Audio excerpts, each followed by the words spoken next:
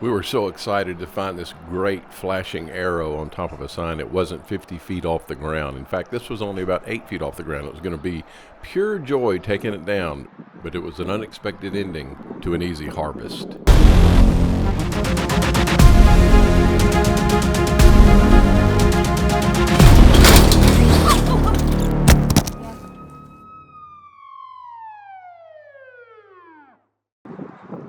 The property owner told me he had owned this place for more than 30 years, and in all those years, that arrow had not one time been lit up. He's never seen anything in the sign work.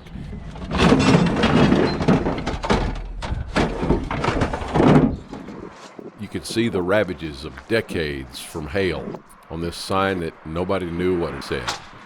But I had to think that at one time it had a flasher in it with some animation with the light bulbs. I didn't see much value in the frame. He wanted me to take the whole sign, but I had no use for it. As removals go, this was about the easiest I think I've ever had. A few hits with the crowbar, a few turns with the socket wrench, and this thing came up so easy. It's just amazing. All the years it had been up there, as easy as it came down. I could tell by the weight that maybe it still had the flashing unit inside of it, and that I could put new sockets, maybe rewire it, just make something out of it.